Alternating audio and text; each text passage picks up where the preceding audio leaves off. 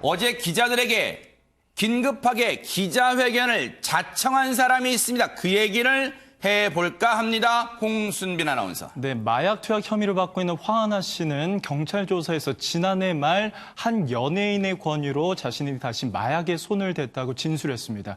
그러자 그 해당 연예인이 누구인가에 대한 추측이 나오기 시작했는데요. 그 과정에서 황하나 씨의 전 남자친구이자 2017년에 결혼까지 하려 했었던 박유천 씨가 거론되기 시작합니다. 하하. 실제로 박유천 씨도 이 수사기관을 통해서 황하나 씨가 자신을 지목했다는 얘기를 듣고 자신은 아니라며 어제 급하게 서울시 중구 프레스센터에 기자회견을 열었는데요. 아하. 기자회견 서두에서 밝힌 이 박유천 씨의 심경을 먼저 한번 들어보도록 하겠습니다. 저는 우울증 치료를 받고 있었습니다. 한동안 긴 수사를 받았고 법적으로 무혐의가 입증되었으나 저는 사회적인 질타와 도덕적인 죄책감 그리고 수치심으로 고통스러운 시간을 보냈습니다. 자숙하고 반성하면 다시 시작할 수 있다는 생각을 했다가도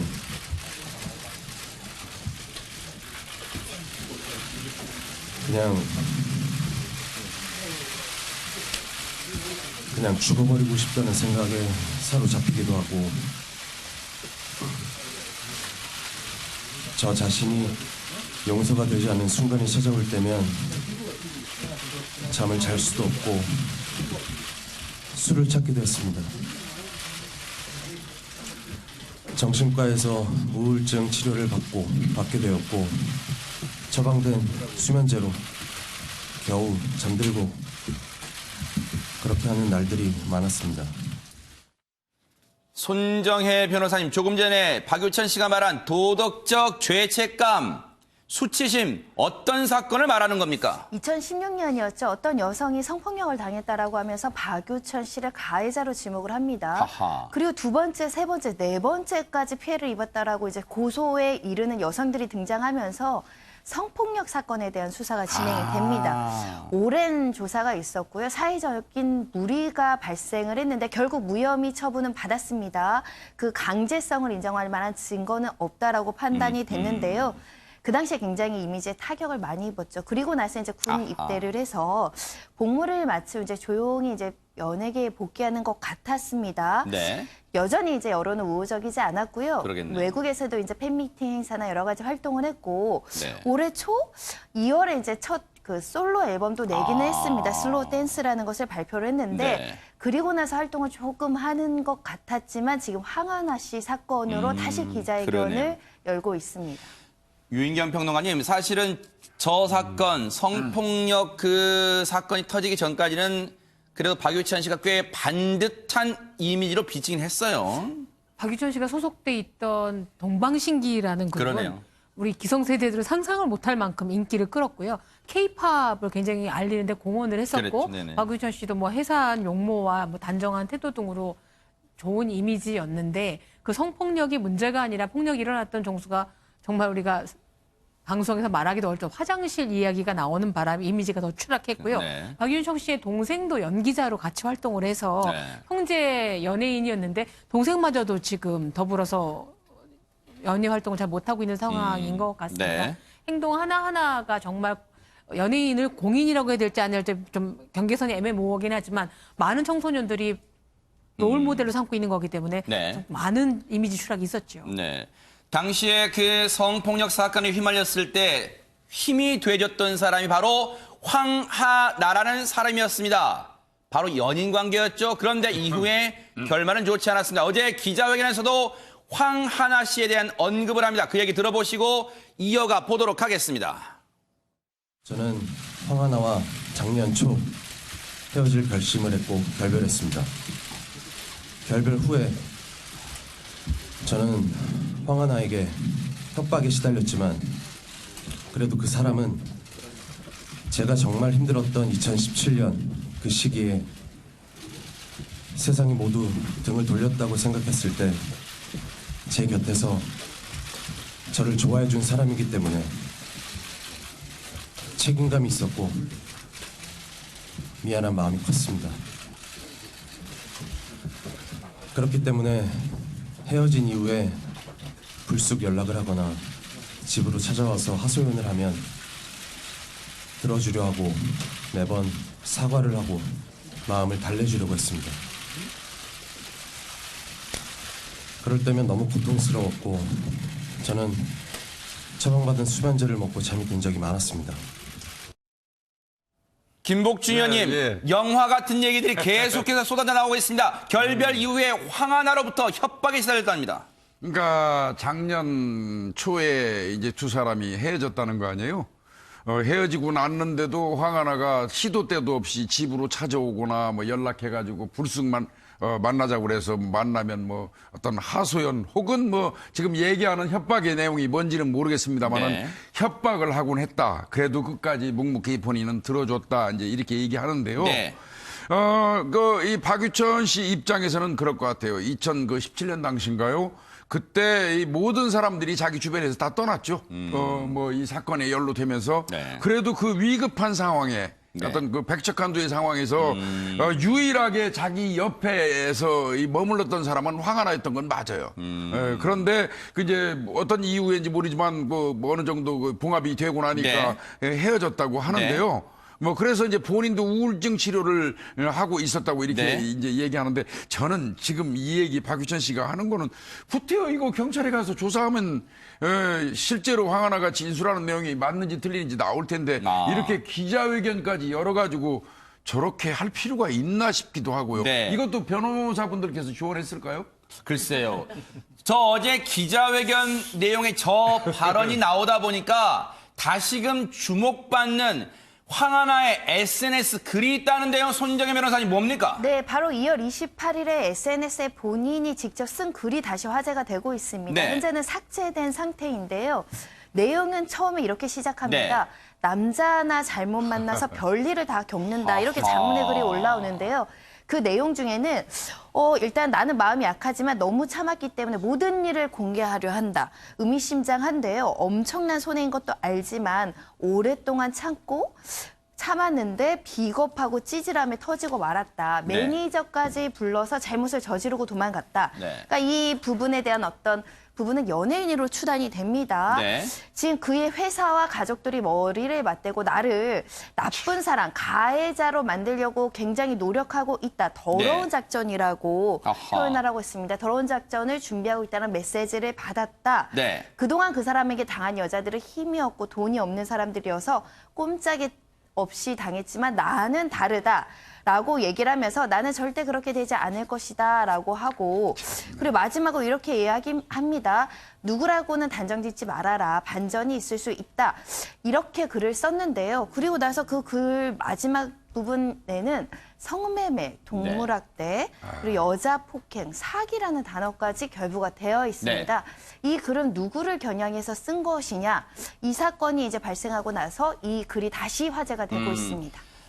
지금 손정혜 변호사님 말씀처럼 누구인지는 이 SNS 내용의 실명은 등장하지 않습니다. 하지만 여러 가지 억측이 나오고 있는 상황입니다. 그런데 어제 박유천 씨는 기자회견에서 자신에게 쏠리는 마약 관련 혐의에 대해서도 입장을 밝혔습니다. 그 내용 들어보시고 이어가 보도록 하겠습니다. 저는 결단코 마약을 하지 않았기 때문에 수사기관에 가서 조사를 받더라도 제가 직접 말씀을 드려야겠다 생각했습니다. 마약을 한 적도 없고 권유한 적은 더더욱 없습니다. 저는 다시 연기를 하고 활동을 하기 위해서 하루하루 채찍질을 하면서 고통을 견디며 노력하고 있습니다. 그런 제가 그 모든 노력이 물거품이 되는 마약을 생각하거나 복용했다는 것은 정말 상상할 수도 없는 일입니다. 연예인 박유천으로서 활동을 중단하고 은퇴하는 문제를 넘어서 제 인생 모든 것이 부정당하는 것이기 때문에 절박한 마음으로 왔습니다. 유인경 평론가님, 우리 흔히 그런 표현을 이제 쓰잖아요. 예능에서도 많이 나오면 뇌구조, 그죠? 뇌구조라는 표현 많이 나오는데 어떤 생각을 하고 있을까? 지금 본인 얘기처럼 자숙하고 있는 와중, 그리고 전 애인의 문제로 기자회견 자청한 상태에서 연기 활동 위해서 노력하겠다는 말, 이런 말을 지금 또 하고 있어요. 근데 사실 그 박유천 씨 같은 경우에는 황하나 씨랑 결혼설이 불거졌을 때는 황하나 씨랑 결혼하고서는 연애 활동을 접겠다라는 이야기를 했었어요. 네. 그래서 약간 앞뒤가 안 맞는 듯한 느낌이 들지만, 네. 근데 그러니까 저는 뭐 연예인이 아니어서 잘 모르겠으나 네. 연예인들은 이제 뭐 팬들의 사랑으로 삽니다, 뭐 이미지로 삽니다라고 네. 하기 때문에 갈채가 끊기는 순간, 팬들로부터 외면당하는 순간에 네. 죽음과 같은 걸 느낀답니다. 네. 게다가 황하나 씨가 끊임없이 뭐 매장시켰다라는 말은 모르겠지만 어쨌든 네. 협박을 하고 있기 때문에 제일 두려운 게 고통보다 공포가 무섭거든요. 네. 그 공포감을 잊기 위해서라도 제대로 된 연기활동 펼쳐보고 싶었던 모양인데 네. 황하나 씨가 했던 말을 이분이 아마 되돌려줄 것 같습니다. 사람 하나 잘못 만나서 나도 참 꼬이는구나라는 얘기를 네. 할 것 같은 느낌이 듭니다. 그런데 김복준 의원님, 예, 예. 박유천이라는 사람이 기자회견 자청에서 마약 혐의 관련 얘기 언급한 배경이 좀 있을까요? 저는 한편으로는 이런 생각은 들어요. 뭐 이 선제 공격이랄까? 아하. 선제 공격이 어떤 경우에는 최고의 방어가 될 수도 있어요. 네. 뭐 그런 맥락에서 기자회견을 자청한 게 아닌가 이런 생각도 들고 네. 또 수사 결과 이전에 이미 그 이런 소문들이 사실화되면서 네. 기정사실화되면서 이미지가 굳어버리는 그런 그 문제가 되면은 그거는 나중에 회복하기 어렵다고 판단했을 수도 있고요. 네. 뭐 본인이 마약과 관련이 없다는 거 자신감을 드러내기 위해서 뭐 했다고 할 수도 있겠고 여러 네. 가지 해석은 할 수 있겠지만 네. 명백한 거는 결국은 경찰 수사 결과에 따라서 아하. 결정된다는 것이죠. 네. 그런데 이 황하나라는 사람이 지금 이 박유천 씨의 기자회견에 등장하지만 지금 엄청난 메가톤급 후폭풍을 가져올 수 있어요. 왜냐하면 경찰과의 유착 의혹이 끊이지 않고 있어요. 왜냐하면 손정혜 변호사님, 당시 재판 2015년 재판에 여러 차례 말씀드린다만 8번이나 등장하는데도 한 번도 소환 조사 안 됐다. 이거 어떻게 해석이 됩니까, 진짜? 네, 관련된 사람 7명이 있었는데 2명만 수사에 이르고 나머지는 소환 조사조차 이르지 않았다라는 겁니다. 그런데 그 당시에 공범으로 지목됐던 조모 씨의 수사 기록, 증거 기록을 봤더니 네. 황하나 씨 이름이 너무나 많이 나온다는 거예요. 네. 첫 번째는 제보 진술서에 보면 황하나 씨랑 조모 씨랑 어울려서 마약을 했다는 제보가 명확하게 진술서에 있고요. 그다음에 참고인 조서를 보면 이 참고인 조사에서도 마찬가지로 황 씨와 조 씨가 함께 마약을 했다고 합니다. 네. 이 황 씨는 남양유업 외손녀입니다라고 이제 참고인 조사 과정에서 진술이 튀어나오니까 네. 담당 경찰관이 남양유업 외손녀라는 거냐라고 되묻기까지 합니다. 네. 그런데 담당 경찰관이 얼마 전에 인터뷰를 한 거 보면 네. 나는 이 사건 기억도 잘 안 나고 네. 남양유업 외손녀인 거 잘 몰랐다라는 취지였거든요. 네. 그런데 그것과 다른 참고인 조서가 지금 등장을 했습니다. 아하. 그런데요, 당시 판결문에 의문의 인물이 한 명 더 등장한답니다. 지금까지 언론엔 잘 드러나지 않았던 그 인물 대체 누굽니까? 박성배 변호사님. 지난 2015년에 조모 씨가 필로폰을 투약한 혐의로 구속돼 재판을 받았었죠. 네. 그런데 이 조씨 판결문에 황하나 씨 외에도 또 다른 마약 공급자가 등장을 합니다. 이 판결문 내용을 보면 네. 조 씨가 황 씨로부터 필로폰을 전달받은 다음에 네. 그 대금을 지급하는데 대금을 지급받은 계좌주인 네. 정모 씨가 등장을 합니다. 아하. 이 정 씨가 조 씨에게 직접 필로폰과 주사기를 건네기도 해서 네. 황 씨와 더불어서 공범으로 적시까지 돼 있었다는 거죠. 아하. 이 조 씨가 이렇게 또 주장을 합니다. 이 정 씨라는 사람이 나뿐만 아니라 부유층에게 마약을 전문적으로 공급하는 딜러였는데 아하. 황 씨처럼 역시 수사기관 조사를 받지 않았다 아하. 이렇게 주장을 하고 있는 겁니다. 바로 이 관련, 지금 새롭게 등장한 정 씨 관련 MBN이 단독 취재한 내용 얘기 한번 들어보시고 이어가 보도록 하겠습니다. 굳이 이런 데서 약간 그런 걸 파는 딜러? 이런 거래요. 서울까지 와가지고 이 부유층 자녀들을 이렇게 만나가지고 이제 약물에 중독시키고 이 정 친구랑 이번에도 황하나가 연관이 돼 있는 것 같더라고요. 계속 이제 투약을 했던 것 같더라고요. 얼마 전에 걔가 SNS에다가 둘이 사진 찍은 걸 올렸었대요.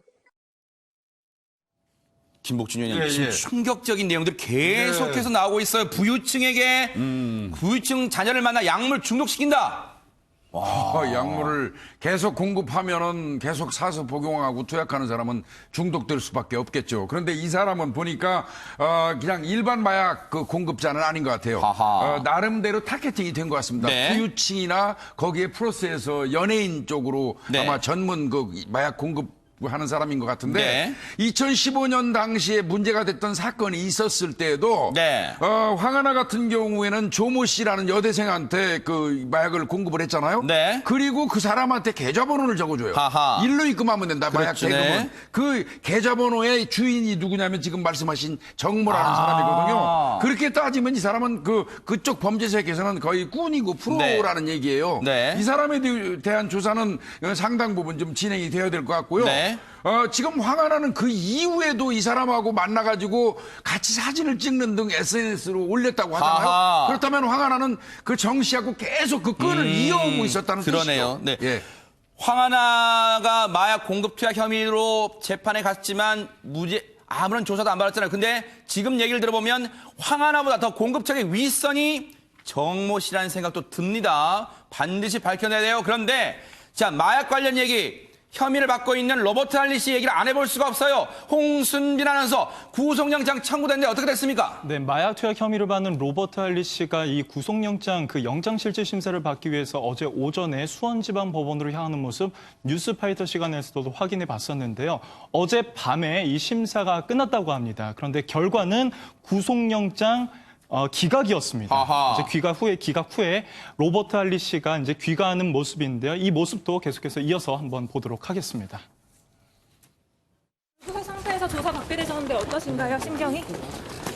네? 그래도 죄송합니다, 지금. 네. 혹시 뭐 같이 투약하신 분 계신가요? 조사 받게 죄송합니다. 혹시 함께 투약하신 분 계신가요? 죄송합니다. 혹시 과거에 투약하신 거에 대해서 혐의 부인하시는 건가요?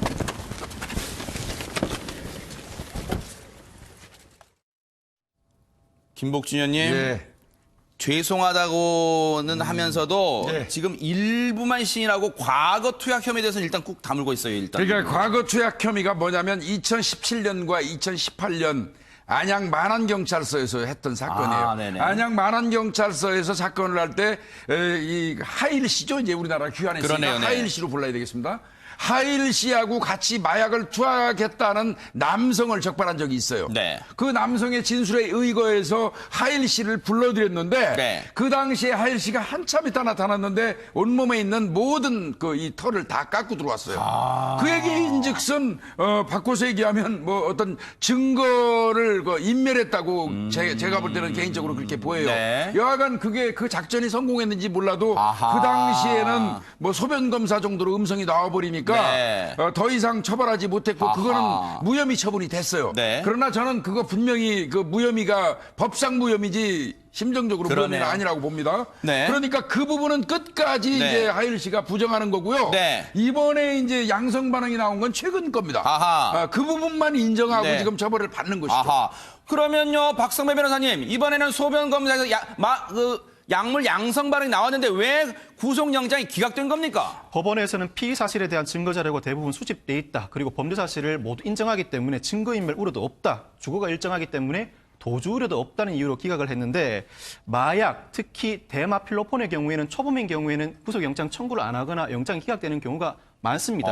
초범일 경우에도 투약한 양이 매우 많거나 아니면 단순히 자기만 투약한 게 아니라 제3자에게 무상으로 교부하는 등의 방법을 사용해 영장 발부되는 경우가 대부분이거든요. 초범이라는 것 때문에 이전에 마약 범행이 밝혀지지 않은 상태에서 초범이라는 이유 때문에 영장이 기각됐다. 이렇게 이해하시면 될 것 같습니다. 어쨌든 여러분 착각하시면 안 돼요. 혼동하시면 안 돼요. 늘 뉴스파이터에서 김복준 의원님 말씀하시지만 영장이 기각됐다고 해서 죄가 없다는 게 아니에요. 일단 불구속 상태에서 계속 수사받고 또 재판에 넘겨질 겁니다.